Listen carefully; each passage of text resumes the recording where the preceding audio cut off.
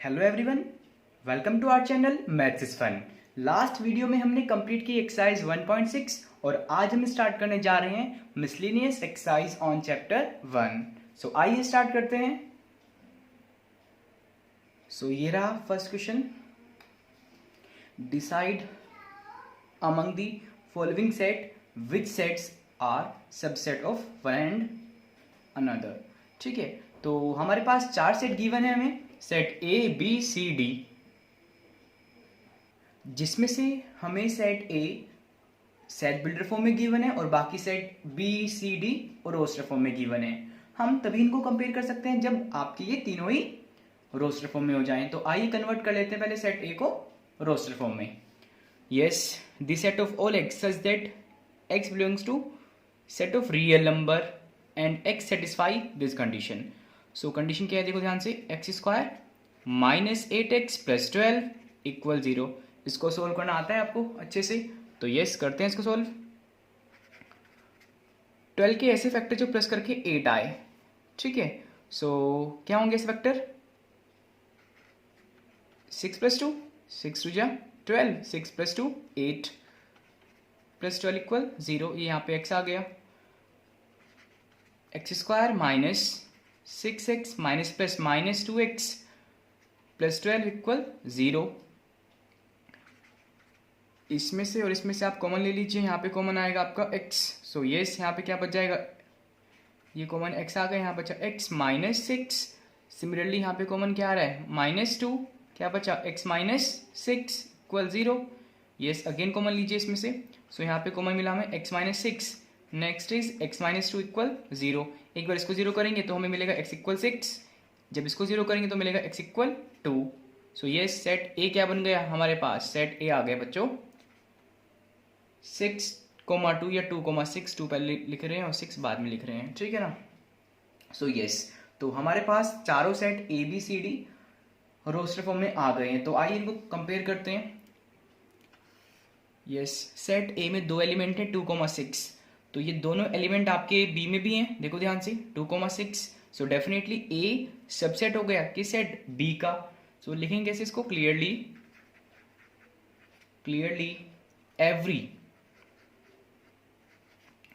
every element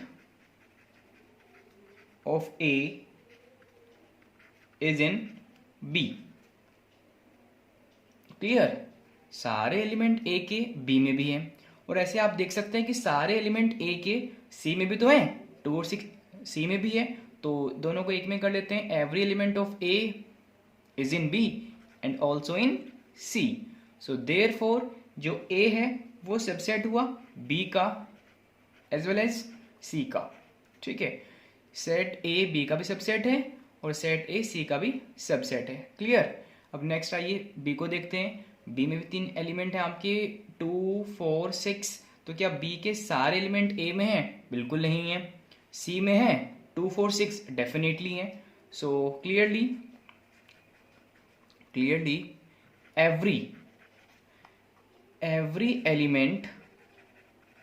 every element of B is in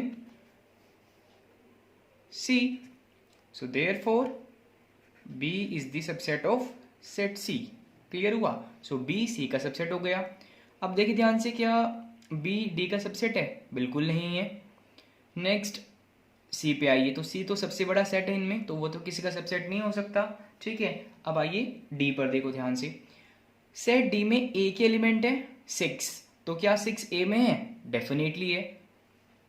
सो हम लिख सकते हैं कंडीशन बच्चों, सब में आपको ऐसे ये लिखना है, like clearly every element of A is in B and C. Clear, ऐसे ही चलेगा सब में, यहाँ पे मैं आपको डायरेक्टली बता रहा हूँ। सो क्लियरली हुआ डी सबसेट हो गया सेट ए का, सारे एलिमेंट इसके अंदर है, ए के तो एलिमेंट है इसमें और वो ए में भी है। नेक्स्ट देखिए, क्या डी बी का सबसेट है, डेफिनेटली है, डी बी का भी सबसेट है, बिकॉज 6 इसमें भी आ रहा है। डी सी का है, यस, डी सी का भी सबसेट है। क्लियर हुआ, सो यस, तो ये था आपका क्वेश्चन नंबर 1। ठीक है, सो आइए करते हैं क्वेश्चन नंबर 2। यह है क्वेश्चन नंबर 2, जिसमें आपके 6 पार्ट्स हैं, तो मैंने अभी एक ही नोट किया है। इसको करने के बाद सेकंड करेंगे, देन चलेंगे आगे। ओके, क्वेश्चन नंबर 2 में आपसे ये कह रहा है कि in each of the following determine whether the statement is true और फॉल्स। क्या स्टेटमेंट जो गिवन है ये फर्स्ट सेकंड पार्ट में एंड सो ऑन, वो ट्रू है या फिर फॉल्स है। एंड इफ ट्रू है तो उसको आपको प्रूव करना है, और इफ फॉल्स है तो आपको एक एग्जाम्पल के हेल्प से उसको दिखाना है कि ये फॉल्स है। ओके, तो आइए फर्स्ट करते हैं। फर्स्ट पार्ट में कह रहा है कि if x belongs to set A, if कोई एलिमेंट x a में है एंड पूरा सेट a b में लाई कर रहा है, सो देन x b में होगा। तो इसका कहने का मतलब है कि अगर ये दोनों कंडीशन ट्रू है तो क्या ये कंडीशन ट्रू होगी। देखिए ध्यान से इसको, इफ कोई एलिमेंट किसी सेट a में है और वो पूरा सेट b में हो जाए, देन x b में हो जाए, ये पॉसिबल नहीं है, ये स्टेटमेंट फॉल्स है। कैसे? अच्छा बच्चों, ये स्टेटमेंट कब ट्रू होती? इफ एलिमेंट x a में है और ये आपको b में मिल रहा है, तो ये स्टेटमेंट तब ट्रू होती जब a b का सबसेट होता। क्लियर? सबसेट का मतलब क्या होता है, यानी कि a के सारे एलिमेंट b में होंगे। तो अगर x a में है तो डेफिनेटली x b में भी होगा, लेकिन यहाँ पे इसने सिंबल क्या दिया, बिलोंग का। क्लियर? तो दैट्स वाई कि ये फॉल्स है। अब ये फॉल्स है तो इसका हमें क्या देना है, एग्जाम्पल बताना है कि ये क्यों फॉल्स है और कैसे इसको हम फॉल्स प्रूव कर सकते हैं। सो लेट कर लेते हैं कि सेट ए में कोई एलिमेंट है से 2, ठीक है। सेट ए में हमने एक एलिमेंट ले लिया 2, और जैसे किसने बताया कि पूरा सेट ए बी में लाई कर रहा है, तो ये पूरा सेट ए बी में हम लेंगे। तो लाइक ये, और इसमें एक और एलिमेंट लेते हैं बच्चों से 3। क्लियरली x a में बिलोंग कर रहा है, से यहाँ पे x 2 है, और पूरा सेट a b में लाई कर रहा है। देखो ध्यान से, पूरा सेट a b में लाई कर रहा है, तो क्या x b में हुआ। अब देखो ध्यान से, सपोज x बोल दें 2 को, x किसको बोल दें 2 मिनट के लिए, 2 को बोल दें, तो यस x a में है, पूरा सेट a b में है, तो हम कह सकते हैं कि x b में है। बताओ, नहीं, x b में नहीं है। हम नहीं लिख सकते इसमें कि 2 बिलोंग्स टू सेट b, 2 नहीं बिलोंग कर रहा सेट b में, बल्कि सेट 2 बिलोंग कर रहा है सेट बी में। क्लियर हुआ? सो दैट्स वाई कि ये फॉल्स है। अब लिखना कैसे है, इसको रिप्रेजेंट कैसे करेंगे आप इसको। सो ये तीनों सेट ले लेंगे बच्चों, सेट ए, ये तो मैं गिवन सेट ए और सेट बी, ये दोनों सेट लेंगे, इट मीन्स। हाँ, और इसको लिखेंगे, ये तो जस्ट आपको समझाने के लिए था ये पूरा वर्क, ठीक है। तो यहाँ से इसको 2 सेट लेट करके आपको ये ऐसे लिखना जैसे मैं आपको बता रहा हूँ। इम्प्लाइज दैट, ये हमने लेट कर लिए, 2 belongs to this set A, 2 belong कर रहा है सेट ए में, एंड ए बिलोंग कर रहा है बी में। पूरा सेट ए बी में है definitely, but 2 does not belongs to this set B, 2 B में नहीं है, जैसे कि भी आपको मैंने समझाया। So x belongs to A and a belongs to b need not imply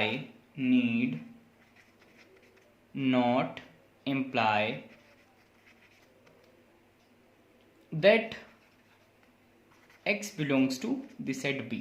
clear? यानी कि if x a में है, a आपका बिलोंग कर रहा है b में, सो जरूरी नहीं है कि x b में हो। क्लियर? ये हमने यहाँ पे एग्जाम्पल के हेल्प से इसको फॉल्स प्रूव कर दिया। ओके, तो ये था फर्स्ट पार्ट। तो आइए करते हैं बच्चों सेकेंड पार्ट। सो ये है सेकेंड पार्ट, देखिए ध्यान से इसको।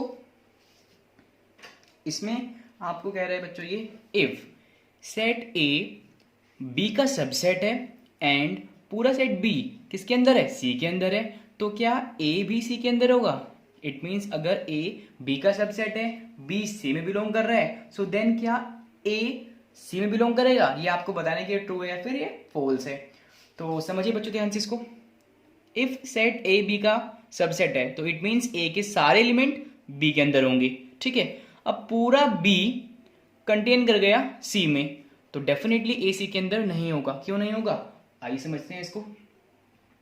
लिखेंगे कि ये कंडीशन कैसी है, फॉल्स है, और क्यों है। देखिए बच्चों ध्यान से, लेट कर लेते हैं सेट ए अगेन, जैसा हमने पहले किया, ये 2 है, और बी में, बी पूरा कंटेन किस में कर रहा है, सी में, और ए सबसेट है बी का, तो ये जो एलिमेंट ए में है डेफिनेटली वो बी में होंगे। तो मैंने 2 को बी में ले लिया, और एक एलिमेंट मैंने और ले लिया बी में, विच इज 3। ये कंडीशन सेटिस्फाई हो गई है, यानी कि ए के जितने भी एलिमेंट है वो बी में है। अब इसको सेटिस्फाई कराते हैं, यानी कि बी जो सेट है वो पूरा सी में होगा। तो लेट कर लेते हैं, सी आपके पास है 2,3 और एक और एलिमेंट ले लें 4। तो देखो ध्यान से, पूरा सेट बी सी में है, तो ये भी कंडीशन क्या हुई, सेटिस्फाई हो गई। तो हम देखेंगे कि क्या ये कंडीशन सेटिस्फाई हो रही है या नहीं हो रही है। तो देखिए, क्या सेट ए सी में है, क्या ये जो पूरा एलिमेंट है 2 सेट टाइप वो सी में है, बिल्कुल नहीं है। सी में तो 2,3 है, क्लियर। तो ये आपकी कंडीशन फॉल्स है। सो लिखेंगे कैसे इसको, ये हमने लेट कर लिए हैं, इंप्लाइज दैट ए सबसेट है बी का, क्लियरली ए के सारे एलिमेंट बी के अंदर है, एंड ऑल्सो बी भी कंटेन कर रहा है, कंटेन मीन्स बिलोंग कर रहा है सेट सी के अंदर डेफिनेटली, और ए सी में नहीं है, but A does not belongs to set C. Clear हुआ, तो ये भी प्रूव हो गया। नेक्स्ट करते हैं बच्चों थर्ड पार्ट। देखिए थर्ड पार्ट क्या है। थर्ड पार्ट में गिवन है, इफ ए सबसेट है बी का एंड बी सबसेट है सी का, देन क्या ए सबसेट होगा सी का, ये आपको देखना है। सो क्या ये कंडीशन ट्रू है या फिर फॉल्स है। देखिए ध्यान से, इफ सेट ए बी का सबसेट है देन डेफिनेटली ए के सारे एलिमेंट बी में है, एंड बी सी का सबसेट है तो बी के सारे एलिमेंट सी में हो गए। तो अगर ए के सारे एलिमेंट बी में है, बी के सारे एलिमेंट सी में हो गए, इट मीन्स ए के भी सारे एलिमेंट सी में होंगे और डेफिनेटली कंडीशन ट्रू हो जाएगी। ठीक है, तो आइए इसको प्रूव करते हैं। लेट कर लेते हैं इसमें कि कोई एलिमेंट ए है, ठीक है, जो कि सेट ए में बिलोंग करता है। ये कैपिटल ए सेट लिया मैंने, तो उसके करस्पॉन्डिंग जो एलिमेंट है उन्हें स्मॉल ए ले लिया, आप कुछ भी ले सकते हैं। ए सेट ए में बिलोंग करता है एंड सेट ए बी का सबसेट है, and set A is the subset of B, implies that अगर ए में है और इसका सबसेट है तो डेफिनेटली सारे एलिमेंट बी में होंगे, तो ए आपका बी में भी चला गया। ओके, किसके थ्रू, इस कंडीशन के थ्रू। अब इसको अप्लाई करते हैं। देखो बी सबसेट है सी का, तो लिखेंगे यहाँ पे and B is the subset of C. B C का सबसेट है तो बी में जितने भी एलिमेंट होंगे वो सारे सी में होंगे, तो इंप्लाइज दैट ए आ गया सी में भी। अब देखो ध्यान से, ए को हम स्मॉल ए को सेट ए में लेके चले थे और वो किस में आ गया, सेट सी में आ गया, और ए जो है वो कैसा एलिमेंट है, वो आपका आर्बिट्रेरी एलिमेंट है। इसका मीनिंग होता है बच्चों, कोई भी आपका एलिमेंट हो सकता है। ये हमने वेरिएबल लिया ना, तो ए में जितने भी एलिमेंट होंगे सबके लिए ट्रू होगा। सो यस, ए के सारे एलिमेंट सी में आ गए हैं, सो डेफिनेटली ए क्या हो गया, सी का सबसेट हो गया। ठीक है, so yes therefore A is the subset of C. Yes, ये प्रूव हो गया। सो आइए करते हैं fourth part.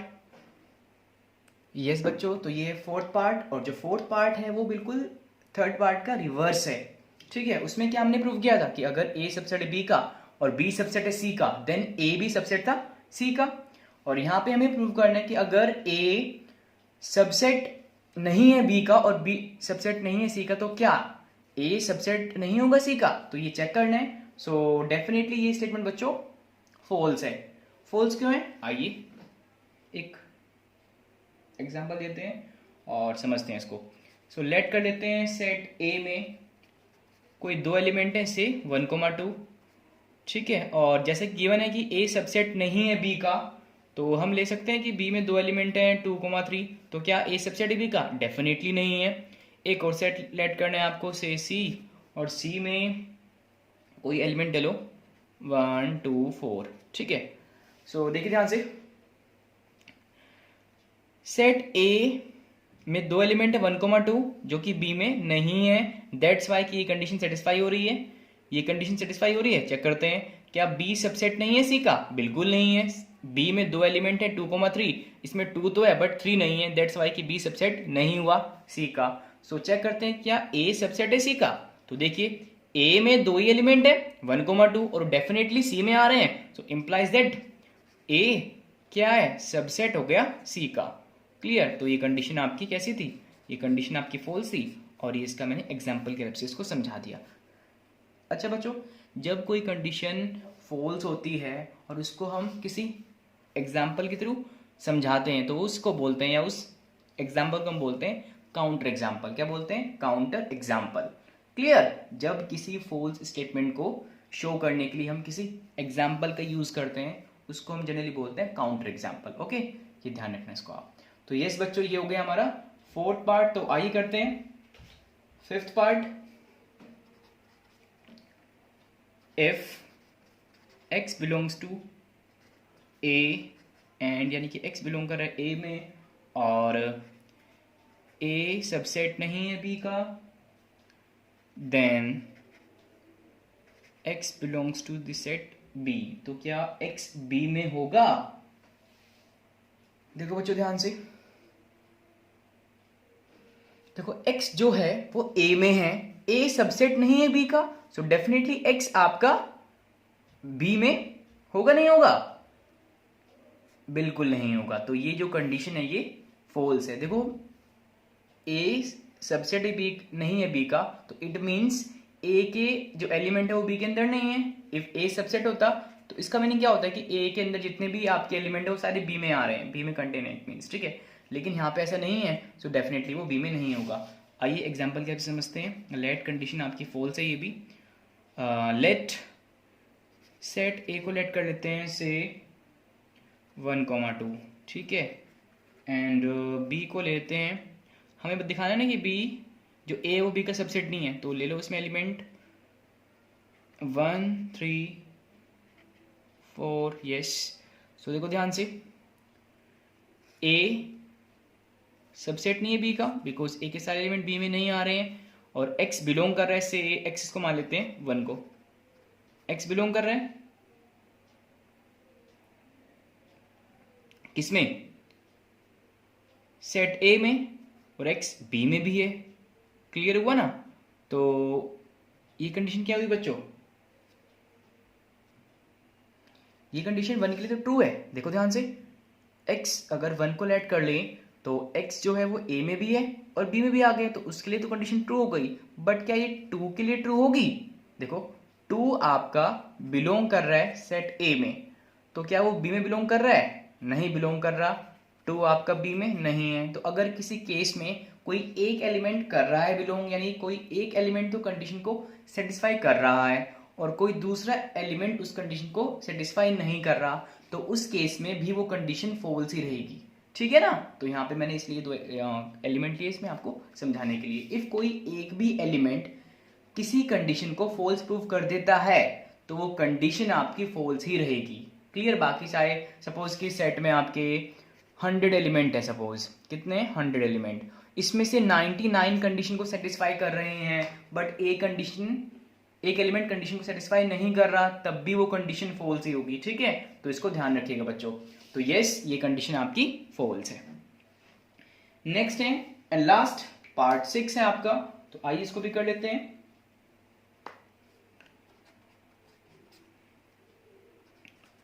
If a subset है b का and x does not belongs to the set b, then x does not belongs to set a। यहां पे हमें a सबसेट है b का, तो इट मींस a के सारे एलिमेंट b के अंदर है और x जो है वो b में नहीं है, तो क्या a में होगा? डेफिनेटली नहीं होगा। ठीक है, सो ये कंडीशन कैसी है? ये कंडीशन हमारी ट्रू है। तो आइए इसको प्रूव करते हैं। ये गिवन है बच्चों, हमें लेट कर लेते हैं कि कोई एलिमेंट a में है, x बिलोंग कर रहा है a में, और x का सबसेट है b का, सो इंप्लाइज दैट x किस में चला गया? b में चला गया। ठीक है, और इसका रिवर्स, इफ कोई एलिमेंट आपका से x ही वो b में नहीं है, तो इंप्लाइज दैट वो आपका a में होगा। बताओ, implies that x does not belong to set A। Clear? तो यस, ये सारे पार्ट प्रूव हो गए आपके। आइए करते हैं क्वेश्चन नंबर 3। सो यस, ये रहा हमारे पास क्वेश्चन नंबर 3। इसमें हमें आपको 3 सेट गिवन है, set A B C with the set such that A union B किसके इक्वल है, ए यूनियन सी के, and also A intersection B equal है ए इंटरसेक्शन सी के। हमें शो करने की सेट बी सेट सी के इक्वल है, तो आइए इसको प्रूव करते हैं। सॉल्यूशन, वी हैव, हमें दो कंडीशन बच्चों गिवन है, एक तो ये कंडीशन गिवन है और एक ये कंडीशन गिवन है।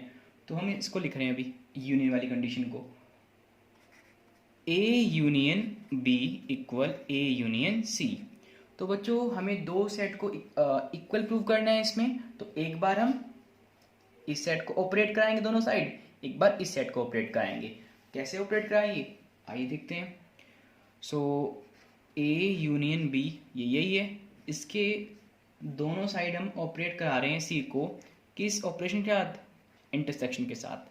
ठीक है, यहाँ पे भी लगाया हमने ए यूनियन सी इंटरसेक्शन सी। अब आप कहेंगे कि हमने यहाँ पे यूनियन का यूज़ क्यों नहीं किया, हमने यहाँ पे इंटरसेक्शन ही क्यों यूज़ किया। तो बच्चों समझिए ज़रा, मैंने आपको जब सेट्स की प्रॉपर्टीज़ बताई थी या इनके जो ऑपरेशन पढ़ाए थे उनकी कुछ प्रॉपर्टीज़ बताई थी, तो उसमें एक प्रॉपर्टी थी डिस्ट्रीब्यूटिव प्रॉपर्टी, पढ़ी थी ना। और वो कब लगती है, जब आपका एक में आपका यूनियन हो और एक में इंटरसेक्शन हो, यानी कि अंदर यूनियन हो या बाहर इंटरसेक्शन हो या इसका रिवर्स हो। क्लियर, तो यहाँ पे ऑलरेडी यूनियन था, तो हमने यहाँ पे किसके साथ इसको ऑपरेट कराया, इंटरसेक्शन के साथ। तो डिस्ट्रीब्यूटिव प्रॉपर्टी कैसे अप्लाई होती है वो आपको अच्छे से मालूम है। ठीक है, डिस्ट्रीब्यूटिव क्या होती है बच्चों, जैसे मैंने यहाँ पे बताया था, अगर हम मल्टीप्लाई और प्लस में देखें तो ये होती है ना 2x, यानी कि 2 इंटू एक्स और 2 इंटू वाई। ठीक है ना, तो आइए यहीं पे देखिए, इधर यहाँ पे ये आपका राइट में है, तो अप्लाई कीजिए इस पे। क्या आएगा, ए इंटरसेक्शन सी, इसको इसके साथ देन इसको इसके साथ, ये साइन बीच में आएगा। फिर यहाँ पे बी इंटरसेक्शन सी, ये तो ये आ गया लेफ्ट हैंड साइड का। अब इसको देखिए राइट हैंड साइड का। बच्चों इसका ये डायरेक्ट रिजल्ट होता है कि ये पूरा रिजल्ट सी आएगा। अब सी कैसे आया समझिए इसको ज़रा ध्यान से।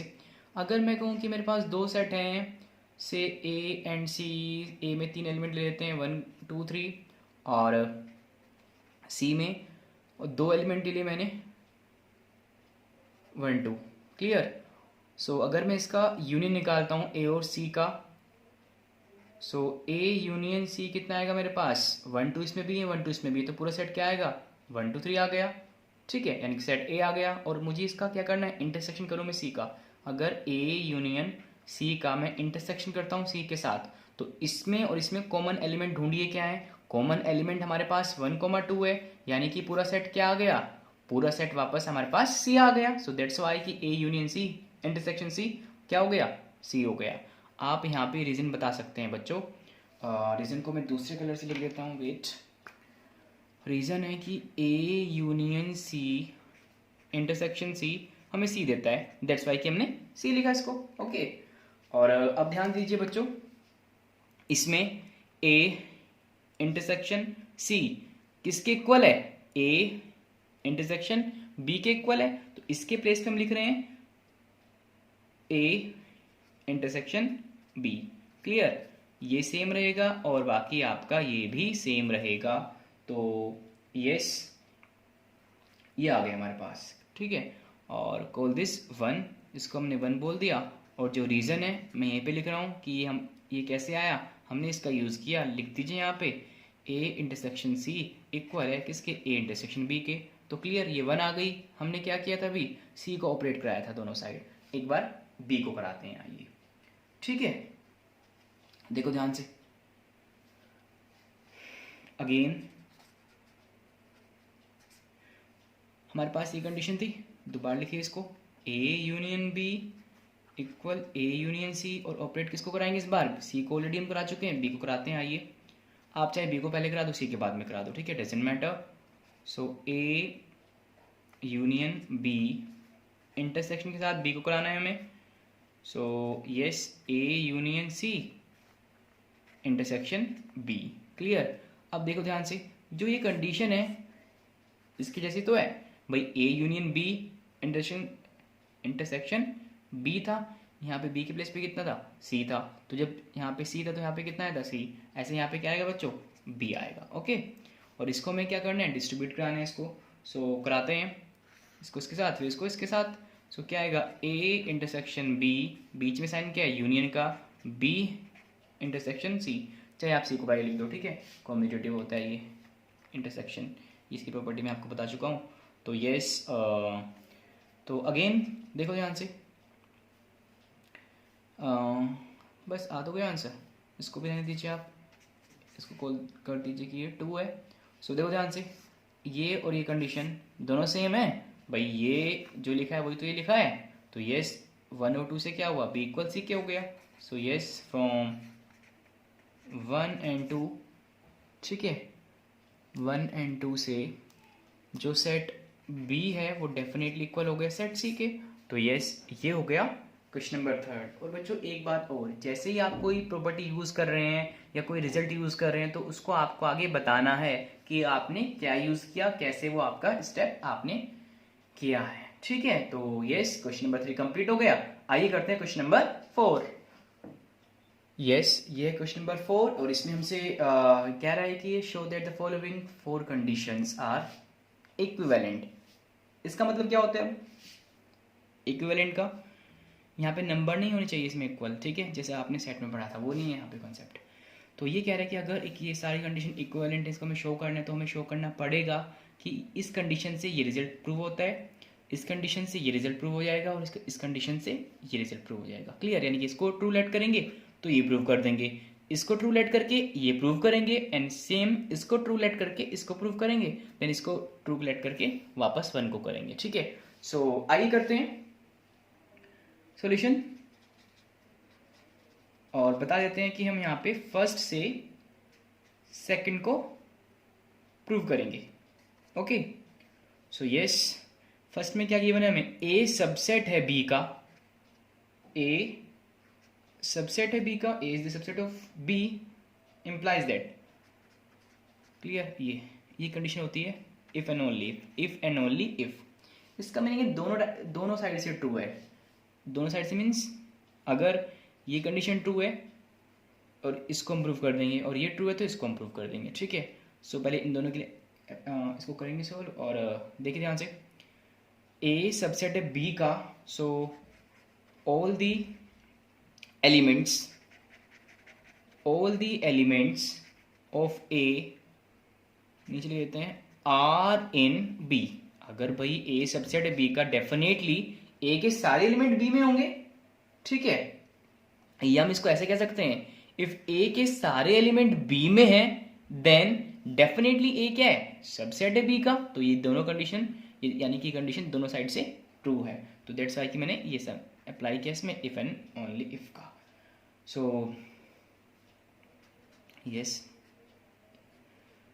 Next, A minus be directly क्या हो गया, एम्प्टी हो गया। अब ये कैसा आया, देखो ध्यान से, अगर मैं यहाँ पे 2 सेट ले लूँ से 1,2, और ये आ गए मेरे पास 1 2 3, clearly A is the subset of B, definitely है। अब अगर मैं यहाँ से ए माइनस बी निकालता हूँ, देखो ध्यान से, क्या कोई मुझे मिलेगा भाई, ए में से जो एलिमेंट 1 2 है दोनों माइनस हो जाएंगे, तो ए में तो कुछ भी नहीं बचेगा, तो ये क्या है, कैसे आ गया सेट, एम्प्टी आ गया, तो क्लियरली ये प्रूव हो गई। और अगर ये ऐसे है तो इसको रिवर्स में जाके हम इसको प्रूव कर सकते हैं, यानी कि सेकंड से 1 बना सकते हैं। क्लियर हुआ, तो ये प्रूव हो गया, और हमने फर्स्ट से सेकंड और सेकंड से फर्स्ट को प्रूव कर दिया। कैसे, देखो ध्यान से, ये दोनों साइड एरो लगाया ना, तो अगर हम उल्टा चलें तो सेकंड से फर्स्ट हो जाएगी। देखो ये सेकंड तो है, ठीक है, यस, इनको बोलते हैं इक्विवेलेंट कंडीशंस। ये तो हो गया, अब इसको लेके चल रहे हैं, इसको करते हैं, इससे इसको करेंगे। नाउ हम दिखाएंगे, आप लिख दो पहले यहाँ पे, हैंस 1 से आपका प्रूव हो गया सेकंड, और सेकंड से प्रूव हो गया 1, दोनों हो गए, ठीक है, एक दूसरे के। नाउ वी हैव, और यहाँ बता दें कि हम सेकंड से थर्ड प्रूव कर रहे हैं, ठीक है, जैसे हमने ऊपर बताया था। कलर चेंज कर लेते हैं बच्चों, एक सेकंड। वी हैव, यस देखिए, देखो यहाँ पे हमें इससे ये प्रूव करना है। So we have a minus B equal 5। और अगर ऐसा था तो बच्चों इससे हमने ये प्रूव किया था ना, तो इम्प्लाइज दैट, ये इम्प्लाई कर रहा है a is the subset of b, ठीक है। और अगर ऐसा है तो a यूनियन b b हो जाएगा। ये कैसे है समझिए इसको। देखो अगर यहाँ पे a सबसेट है b का, जैसे कि मैंने यहाँ पे आपको बताया है, तो अगर मैं इसका a यूनियन b निकालता हूँ, यानी कि a और b का यूनियन करते हैं, तो क्या आएगा मेरे पास, देखो 1 2 3 आएंगे ना, तो डेफिनेटली क्या आ गया b। तो यस, अगर a सबसेट है b का तो ये ट्रू हो जाएगी। और ये कब होगा, जब ये है, ठीक है बच्चों। तो यस, ये आ गया हमारा, हेंस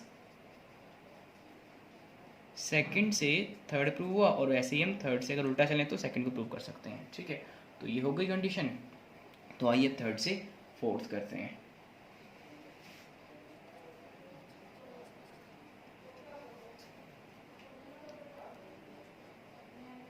वी हैव, थर्ड में क्या गिवन है हमें, ए यूनियन बी किसके इक्वल है, बी के, ओके। और अगर ऐसा था तो ये कंडीशन ट्रू हो गई थी हमारी। ए, अभी देखा था ना हमने कि ए बी का सबसेट था डेफिनेटली, तो A is the subset of B, okay. implies that if and only if a intersection b equal a, clear. अगर ऐसा है तो ये होगा, कैसे, देखो ध्यान से।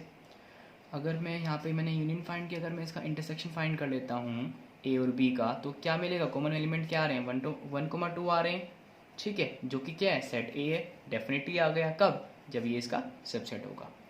तो ये फोर्थ से थर्ड हो गया, अगर आप उल्टा चलें तो फोर्थ से थर्ड मिल जाएगा हमें, ठीक है ना। तो इट मीन्स इक्विवेलेंट कंडीशन ये है कि इससे यहाँ पे घूमना है, यहाँ से यहाँ चलना है, यहीं पे घूमते रहना है बस आपको, ठीक है ना।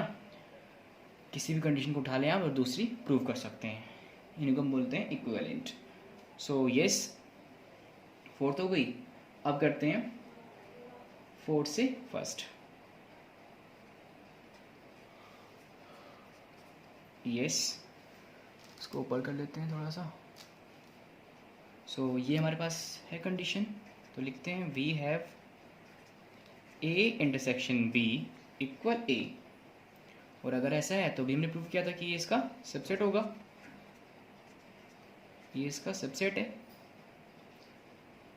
क्लियर हुआ। तो ये सी प्रूव हो गया। अभी तो देखा हमने कि ये कब होता है, कंडीशन 2, जब ये होता है, ठीक है। और इससे ये आ गया, तो हेंस ये क्वेश्चन नंबर 4 आपका कंप्लीट हो गया। तो ये सिंपल से पार्ट से सिंपली आपको एक को लेकर चलना है, दूसरे को प्रूव करना है, दूसरे को लेकर चलना है, पहले को प्रूव करना है, ओके। यस, ये हो गया क्वेश्चन नंबर 4 कंप्लीट। आइए करते हैं क्वेश्चन नंबर 5। यस, तो ये है क्वेश्चन नंबर 5। आइए इसको करते हैं। यस, तो करते हैं इसको। इसमें गिवन है हमें ए सबसेट है बी का, यानी कि ए के सारे एलिमेंट बी के अंदर आ रहे हैं। इसके हेल्प से हमें प्रूव करना है कि सी माइनस बी जो सेट होगा वो सबसेट होगा सी माइनस ए का, क्लियर। तो बच्चों यहाँ पे समझ लीजिए, अगर हमें किसी एक सेट को दूसरे का सबसेट प्रूव करना है, कि अगर हमें सी माइनस बी को सबसेट प्रूव करना है सी माइनस ए का, सो हमें प्रूव करना होगा कि इसके सारे एलिमेंट इस सेट के अंदर आ रहे हैं, क्लियर। तो अगर इसके सारे एलिमेंट इसके अंदर हैं तो डेफिनेटली ये सबसेट है इसका। कैसे करेंगे, आइए। Solution, let x belongs to the set c minus B. C minus B कोई सेट होगा ना, ठीक है। तो हमने कोई एलिमेंट इसमें ले लिया, और x कैसा है, आर्बिट्ररी एलिमेंट है, इट मीन्स कुछ भी हो सकता है, रैंडमली हमने चूज़ कर लिया है। और ये हमने बताया कि ये c माइनस बी में है, और अगर हमने इसको प्रूव कर दिया कि c माइनस ए में है, तो ये हमारा आंसर हो गया। So let x belongs to set c minus B. C minus B यानी कि डिफरेंस ऑफ सेट की डेफिनेशन जानते हैं आप क्या होती है। अगर सी एंड बी कोई दो सेट हैं तो सेट की डेफिनेशन थी बच्चों, C minus B is the set of all x such that x belongs to set C and X does not belongs to set B. यानी कि वो सी में तो है बट बी में नहीं होगा, तो इसी डेफिनेशन का यूज यहाँ पे करेंगे। So implies that x belongs to C and x does not belongs to set B। तो ये कंडीशन हमने यहाँ पे अप्लाई करी है, कोई डाउट इसमें नहीं होना चाहिए। implies that x belongs to the set C, ये तो सेम रही, एंड इफ x B में नहीं है, क्लियर, तो डेफिनेटली जो x है वो A में भी नहीं होगा। क्यों नहीं होगा? As A is the subset of B, A के सारे एलिमेंट B के अंदर है ना, अब कोई एलिमेंट B में ही नहीं है, सो डेफिनेटली वो A में भी नहीं होगा। ठीक है, तो लिख सकते हैं A is the subset of B। Okay, so जो ये कंडीशन बनी है आपकी, ठीक है, इसको हम लिख सकते हैं x belongs to the set C minus A। ये कैसे आया? देखो, जैसे जब हमने इसको ऐसे लिखा x belongs to the set C minus B, तो इसको हमने कैसे लिखा था? x belongs to set C and x does not belongs to set B।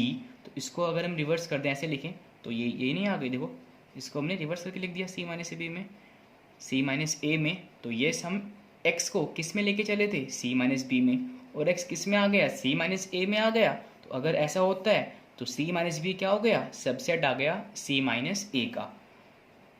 So yes, clearly C minus B is the subset of C minus A। ये आपका prove हो गया। तो ये था क्वेश्चन नंबर 5। ठीक है, सो क्वेश्चन नंबर 5 तक हमने कंप्लीट कर लिया, और आज की वीडियो में इतना रखते हैं। नेक्स्ट जो क्वेश्चन होंगे वो नेक्स्ट वीडियो में करेंगे। Okay, thank you.